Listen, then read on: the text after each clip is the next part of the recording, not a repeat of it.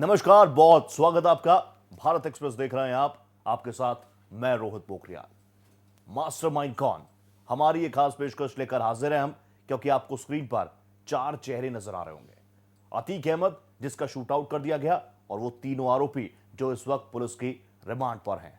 अतीक, अशरफ हत्याकांड के तीनों आरोपियों को एक बार फिर से प्रतापगढ़ के जिला जेल में दाखिल कर दिया गया।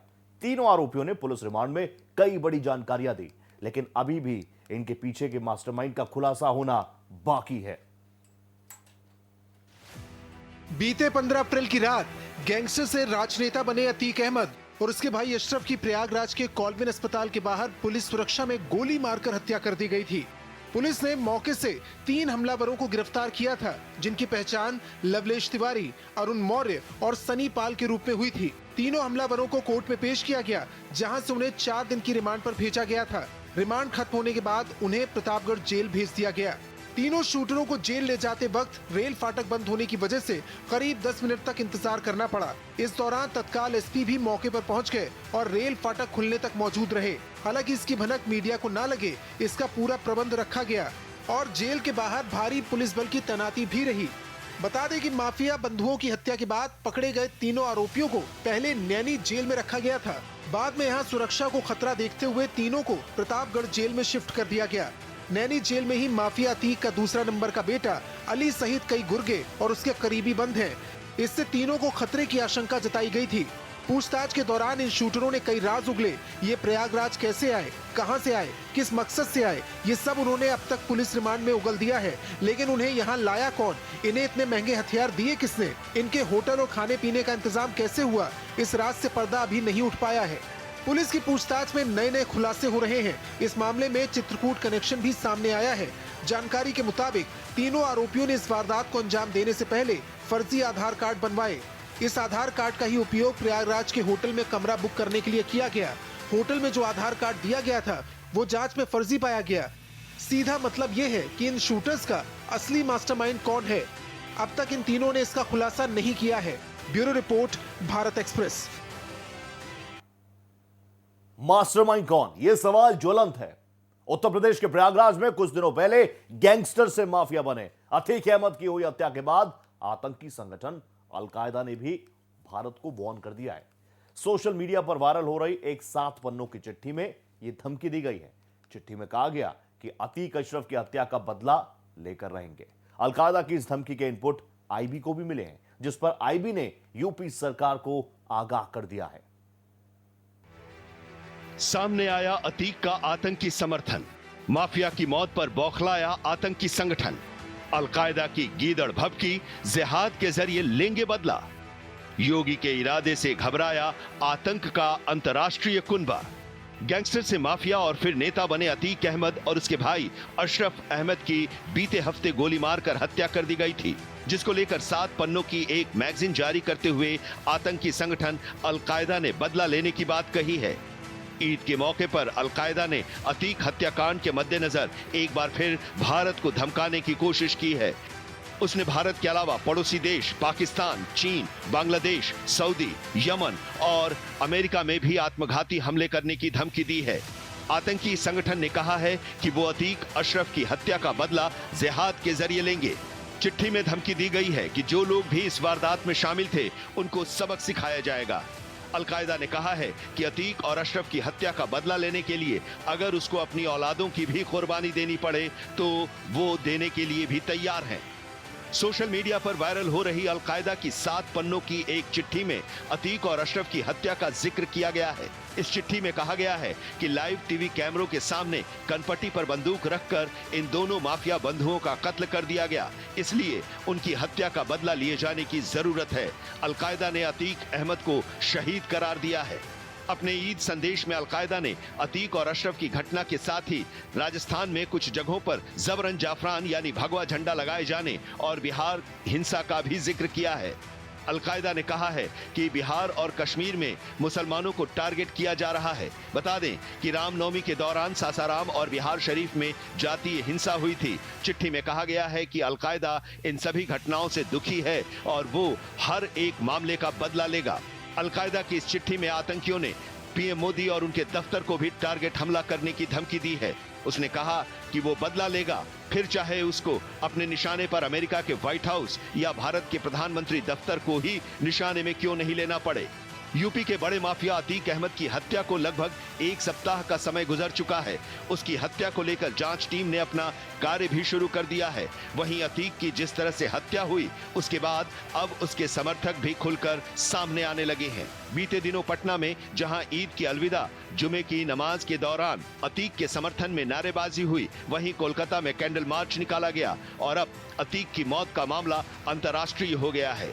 बहरीन के संसद में अतीक अहमद की हत्या को लेकर जमकर बहस हुई। फिर आतंकी संगठन अलकायदा ने भारत को धमकी दी है। Bureau report, Bharat express. Mafia Atiq ने अपराध से कमाई गई दौलत को गुजरात समेत कई राज्यों में निवेश करना शुरू कर दिया था, लेकिन उमेश पाल की हत्या के बाद जब अतीक पर पुलिस का शिकंजा कसना शुरू हुआ तो उसके पार्टनर्स ने उसे धोखा देना शुरू कर दिया। अब अतीक की मौत के बाद पुलिस उसके पार्टनरों की भूमिका की जांच कर रही है। माफिया अतीक की हत्या के बाद उसका काला साम्राज्य ढह गया है। इसकी शुरुआत उस वक्त हुई थी जब यूपी सरकार ने माफिया के खिलाफ जारी अभियान में अतीक गैंग आ गया था। तब से अतीक के करोड़ों की संपत्तियों के उसके पार्टनर ने भी उसे धोखा देना शुरू कर दिया। और उमेश पाल की हत्या के बाद जब अतीक पर पुलिस का शिकंजा कसना शुरू हुआ तो उसके पार्टनरों ने भी उससे पूरी तरह किनारा करना शुरू कर दिया था। सबने अतीक का फोन उठाना भी बंद कर दिया था। दरअसल मिली जानकारी के मुताबिक जब प्रयागराज में अतीक की संपत्तियों पर बुलडोजर चलना शुरू हुआ तो उसने अपराध से कमाई गई दौलत को गुजरात में निवेश करना शुरू कर दिया। माफिया अतीक ने साबरमती जेल में रहने के दौरान गुजरात ही नहीं बल्कि 4 और राज्यों में भी करीब 1500 करोड़ रुपए की संपत्तियों में निवेश किया। अतीक की काली कमाई गुजरात, राजस्थान, मध्य प्रदेश, दिल्ली और मुंबई में होने के पुख्ता सबूत पुलिस को मिले हैं। उमेश पाल हत्याकांड के बाद जब एसटीएफ ने अहमदाबाद जाकर अतीक और उसके गुर्गों की सुराग तलाशनी शुरू की तो पता चला कि साबरमती जेल में बंद रह चुके 2 कारोबारी भाइयों की अतीक ने जमीन के कारोबार में पार्टनरशिप की थी। अतीक की संपत्तियों की तलाश कर रही एसटीएफ और प्रयागराज पुलिस को राजस्थान में भी करोड़ों रुपए निवेश करने के सबूत मिले हैं। अब अतीक और अशरफ की मौत के बाद पुलिस अतीक के पार्टनरों की भूमिका की जांच कर रही है। Bureau report, Bharat express. Mafia Atiq की बीवी शाइस्ता पुलिस के लिए सरदर्द बनी हुई है। पुलिस शाइस्ता की तलाश में जगह जगह छापेमारी कर रही है, लेकिन शातिर शाइस्ता हर बार बचकर भाग जाती है। इस बीच शाइस्ता की नई वकीलों की टीम के साथ सरेंडर की अटकलें तेज हो गई हैं। हालांकि अब तक शाइस्ता की ओर से सरेंडर की अर्जी दाखिल नहीं की गई है, जबकि अतीक की फरार बहन आयशा नूरी पहले ही कोर्ट में सरेंडर की अर्जी दे चुकी है।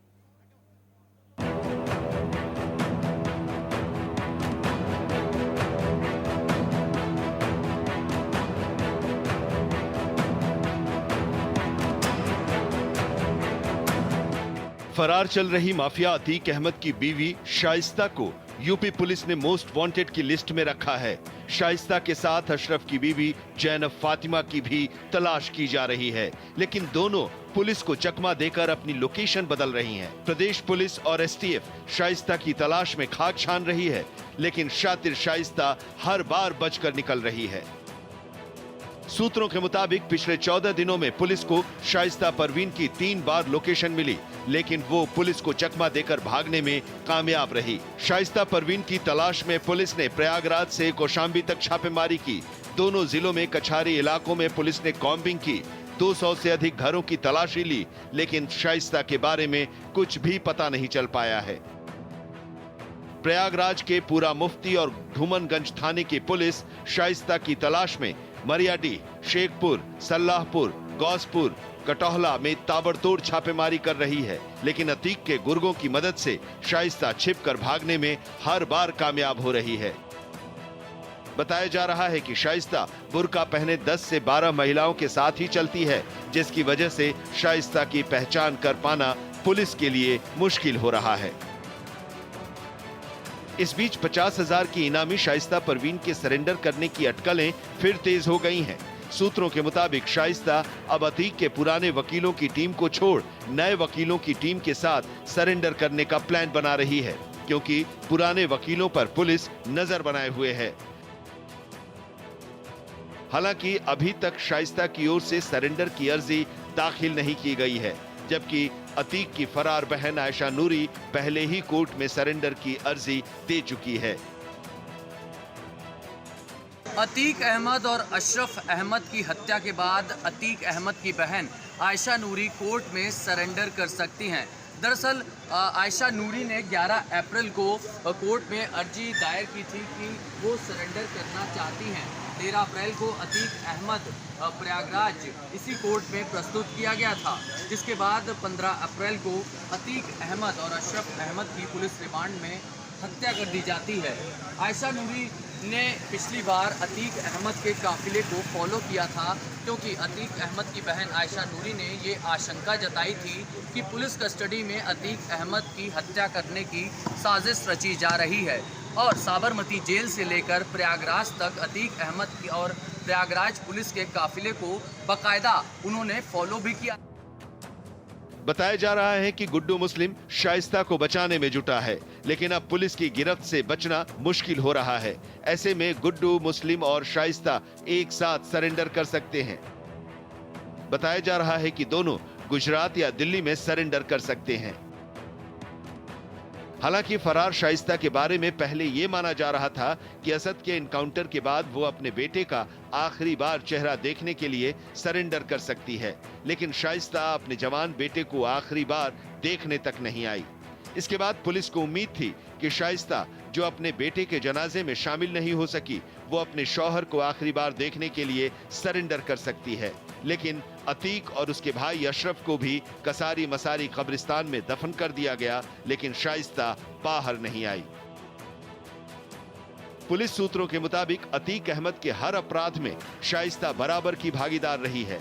ऐसा कहा जाता है कि शाइस्ता के दिमाग से ही अतीक अपना काला साम्राज्य चलाता था, इसलिए अतीक के गुर्गे के बीच वो लेडी डॉन कहलाती रही। अपराध की दुनिया में शाइस्ता अतीक के बराबर हैसियत रखती थी। गुर्गों के लिए अतीक और शाइस्ता दोनों की बातें पत्थर की लकीर होती थीं। अतीक अहमद के जेल जाने के बाद उसके सारे काले धंधे शाइस्ता परवीन ही संभाल रही थी। उमेश पाल हत्याकांड में भी शाइस्ता परवीन ही मास्टरमाइंड रही है। पुलिस की माने तो उसका खौफ पूरे प्रयागराज में फैला हुआ था। लोगों से रंगदारी मांगने से लेकर जमीनों पर कब्जे तक में शाइस्ता परवीन शामिल थी। रिपोर्ट्स के मुताबिक शाइस्ता पर 4 मुकदमे दर्ज हैं। पुलिस के अनुसार 24 फरवरी को हुए उमेश पाल हत्याकांड की साजिश शाइस्ता ने ही रची थी और इस हत्याकांड के बाद शाइस्ता ने ही अपने बेटे असद और शूटर गुलाम को बाहर भगाने में मदद की थी।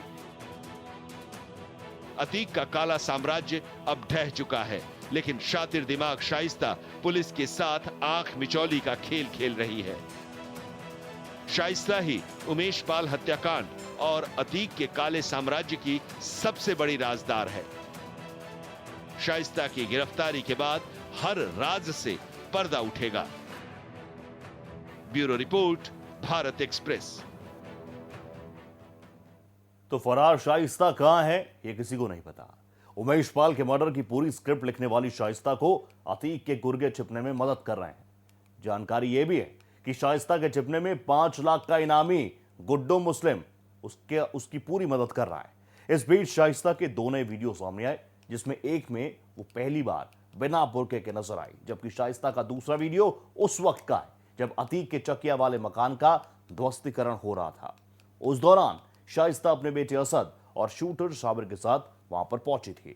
वहीं इस बात की जानकारी भी सामने आई कि अतीक के कुछ करीबियों ने अतीक की हत्या करने वाले शूटरों को टारगेट करने का प्लान भी बना लिया है। रिपोर्ट देखिए।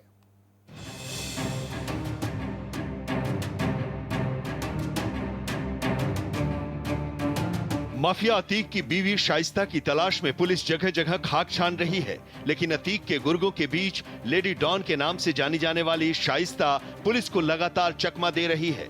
बताया जाता है कि शाइस्ता अतीक से ज्यादा शातिर है। उमेश पाल के मर्डर की पूरी स्क्रिप्ट लिखने वाली शाइस्ता को अतीक का नेटवर्क बचा रहा है। बताया जा रहा है कि अतीक का राइट हैंड और 5 लाख का इनामी गुड्डू मुस्लिम लगातार शाइस्ता को छिपाने में मदद कर रहा है।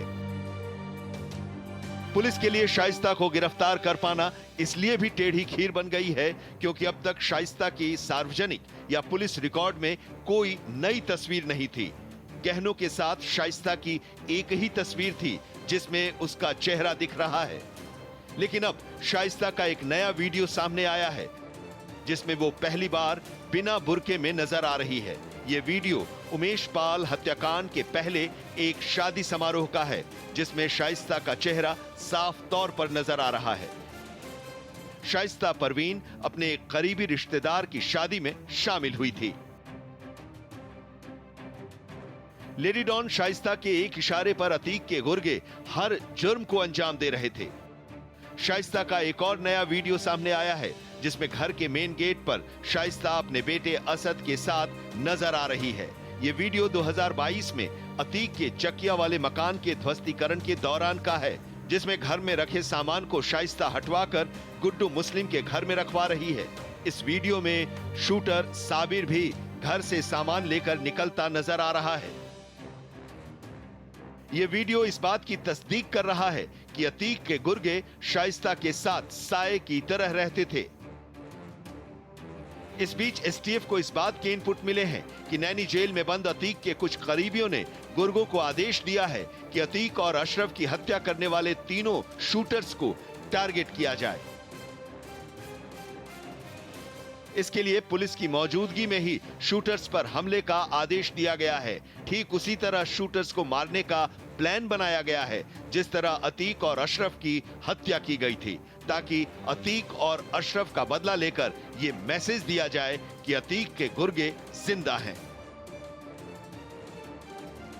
एसटीएफ और इंटेलिजेंस को ये इनपुट्स मिले हैं कि नैनी जेल के भीतर मौजूद अतीक अहमद के गुर्गे तीनों शार्प शूटर्स पर हमला करने की फिराक में हैं। अतीक अहमद के गुर्गों ने बाकायदा निर्देश दिया है कि तीनों शार्प शूटर्स की ठीक उसी अंदाज में हत्या की जाए जिस अंदाज में अतीक अहमद और अशरफ अहमद की हत्या की गई है। यही वजह है कि पुलिस लगातार पुलिस लाइन के भीतर ही तीनों शार्प शूटर से पूछताछ कर रही है। अगर पुलिस को कोर्ट में भी पेश करना होता है तो भारी सुरक्षा बल के बीच तीनों शार्प शूटर लवलेश तिवारी, सनी और अरुण मौर्य की पेशी की जाती है। हत्या के इनपुट्स मिलने के बाद इन तीनों शूटरों को कहीं बाहर नहीं निकाला जा रहा है। वहीं उमेश पाल हत्याकांड के बाद पुलिस ने शूटरों की तलाश तेज कर दी है। यूपी पुलिस और एसटीएफ ने इसके लिए पूरी ताकत झोंक दी है। उमेश के हत्यारों की एसटीएफ ने 5000 से ज्यादा मोबाइल नंबरों को सर्विलांस पर लिया था। इसके अलावा कई दूसरे तरीकों से भी जानकारी जुटाई जा रही थी। इस दौरान एसटीएफ को कई महत्वपूर्ण सबूत भी हाथ लगे थे, लेकिन इस बीच उनमें से लगभग 800 नंबर बंद हो गए हैं। नंबरों के बंद होने का सिलसिला अब भी जारी है। पुलिस ने बंद हुए नंबरों की जांच करनी शुरू कर दी है। इससे जांच में बाधा आ रही है। Bureau report, Bharat express. Atiq Ahmed की संपत्ति प्रयागराज से लेकर दिल्ली और मुंबई तक फैली हुई है।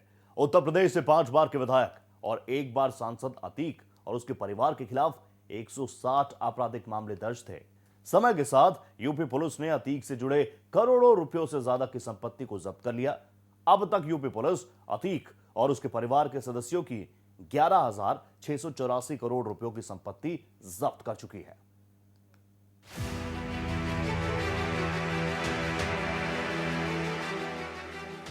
माफिया अतीक के पास थी अकूत संपत्ति। बेनामी संपत्ति का आंकड़ा चौंकाने वाला। चुनावी हलफनामे से 400 गुना ज्यादा थी संपत्ति। प्रयागराज से लेकर मुंबई तक फैली है प्रॉपर्टी। गैंगस्टर अतीक का भले ही अब खात्मा हो चुका, लेकिन अतीक की काली सल्तनत अभी भी प्रशासन के लिए चुनौती बनी हुई है। दरअसल अतीक ने अपने रसूख और सत्ता का दुरुपयोग कर बेहद कम समय में करोड़ों की संपत्ति अर्जित कर ली थी। हाल ही में अतीक की संपत्ति के बारे में जो जानकारी सामने आई है वो चौंकाने वाली है। राजनीति में आने से पहले अतीक बड़ा माफिया हुआ करता था। कहा जाता है कि उसने काले तरीकों से काफी पैसा कमाया और राजनीति में आने के बाद भी उसकी संपत्ति में लगातार इजाफा होता रहा। 2019 के लोकसभा चुनाव में अतीक अहमद ने नरेंद्र मोदी के खिलाफ वाराणसी निर्वाचन क्षेत्र से चुनाव लड़ा था। हालांकि उस वक्त चुनाव में उसे 1000 वोट भी नहीं मिल पाए थे। लेकिन चुनावी हलफनामे में अतीक ने अपनी संपत्ति 25 करोड़ रुपए से ज्यादा बताई थी। चुनाव आयोग के पास उपलब्ध हलफनामे के मुताबिक अतीक के पास 5.5 लाख रुपए नकद थे। उसकी पत्नी और बच्चों के पास 3.5 लाख रुपए कैश था। अतीक के पास अलग अलग बैंकों में 1.3 करोड़ रुपए जमा है।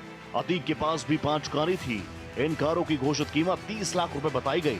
अतीक के पास एक मारुति जिप्सी, एक महिंद्रा जीप, एक पीगो जीप, एक बजरो और एक टोयोटा लैंड क्रूजर कार है। अतीक के पास सोने चांदी की कोई कमी नहीं थी। उसने अपने हलफनामे में कहा था कि उसकी पत्नी के पास करीब 1.8 किलो सोना है। इस सोने की कीमत 1 करोड़ रुपए से ज्यादा की है। उसकी पत्नी के पास 4 किलो चांदी भी है। इस चांदी की कीमत 3 लाख रुपए है। ये वो संपत्ति है जिसकी जानकारी चुनावी हलफनामे में खुद अतीक ने दी थी। लेकिन इन सब के इतर अतीक के पास अरबों की बेनामी संपत्ति होने की खबर है। यूं तो बेनामी संपत्तियों को लेकर अलग अलग दावे किए जाते हैं। हाल ही में ईडी ने अतीक के करीबियों और उसके जानने वाले लोगों के ठिकानों पर छापेमारी की। अब तक जो आंकड़े सामने आए हैं उसके अनुसार अतीक के पास 5000 करोड़ रुपए से भी अधिक की बेनामी संपत्ति है। तो वहीं कुछ रिपोर्ट्स में यह भी दावा किया जा रहा है कि अतीक के नाम 15,000 करोड़ से ज्यादा की बेनामी संपत्ति है। हालांकि अतीक की करोड़ों की प्रॉपर्टी अब तक जब्त की जा चुकी है। यूपी पुलिस और प्रशासन ने जब गैंगस्टर एक्ट के तहत अतीक की संपत्तियों और अन्य निवेश के बारे में पड़ताल शुरू की तो देखते ही देखते आंकड़ा 1200 करोड़ तक पहुंच गया। इसके अलावा ईडी ने अतीक की 8 करोड़ की संपत्तियों को भी अटैच किया है। Bureau report, Bharat express. एक और शाइस्ता पुलिस की गिरफ्त से बाहर है तो वहीं दूसरी ओर उमेश पाल मर्डर केस के बाद से फरार चल रहा गुड्डू मुस्लिम भी बार बार अपनी लोकेशन बदल रहा है। उमेश पाल हत्याकांड का मास्टरमाइंड माना जाता है गुड्डू मुस्लिम। अतीक और अशरफ की हत्या के समय भी आखिरी नाम गुड्डू का लिए जाने के बाद शक की सुई और भी ज्यादा पुख्ता हो गई। अब माना जा रहा है कि गुड्डू मुस्लिम ही वो राजदार है जिसे उमेश पाल हत्याकांड के साथ साथ अतीक अहमद गैंग की सबसे ज्यादा जानकारी है। यही वजह है कि यूपी एसटीएफ पूरे जी जान से अतीक की पत्नी शाइस्ता और गुड्डू मुस्लिम को खोज निकालने में जुटी है।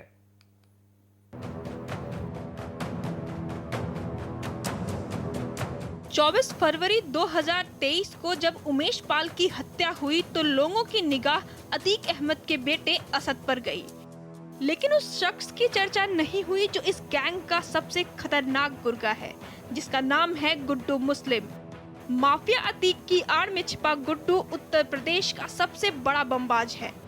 उमेश पाल की हत्या के बाद से ही वो फरार है। असद और गुलाम के एनकाउंटर के बाद से ही पुलिस ने गुड्डू मुस्लिम की तलाश तेज कर दी है।